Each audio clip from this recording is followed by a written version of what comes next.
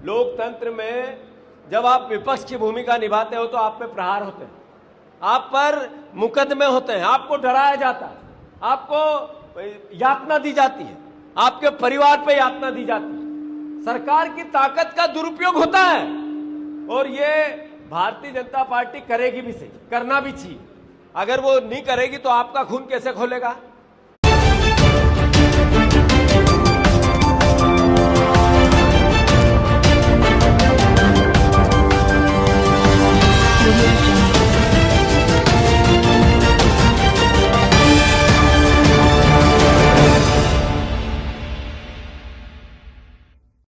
लोकतंत्र में जब आप विपक्ष की भूमिका निभाते हो तो आप पे प्रहार होते हैं, आप पर मुकदमे होते हैं, आपको डराया जाता है, आपको यातना दी जाती है, आपके परिवार पे यातना दी जाती है, सरकार की ताकत का दुरुपयोग होता है। और ये भारतीय जनता पार्टी करेगी भी, सही करना भी चाहिए। अगर वो नहीं करेगी तो आपका खून कैसे खोलेगा? पर दृढ़ता अंतर मन में चाहिए, लड़ने की शक्ति चाहिए।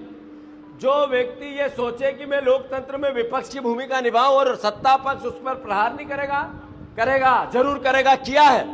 पर यह डरने की आवश्यकता नहीं है। इतिहास इस बात का गवाह है कि जब राज लिया जाता है तो फ्री फंड में नहीं मिलता है, कुछ तो कुर्बानी देनी पड़ती है। आप लोग अपने अपने गांव में जो कार्य करता है वो संभवतः जब चुनाव जीतते हैं तब भी खुश होता है और हारते हैं तो सबसे ज्यादा दुखी होता है। कार्यकर्ता को यातना आती है, जो चुनाव लड़ता है उसको भी परेशानी होती है, पर कितना उसके पास ताकत है उसको मदद करने की, जब तक उसके पास सत्ता नहीं है, ये विचार भी हमको करना पड़ेगा। इस बीच में मेरे पे मुकदमे होंगे, आप पे होंगे, परिवार पे होंगे, इससे डरने की जरूरत नहीं है, लड़ने की जरूरत है, मुकाबला करने की जरूरत है।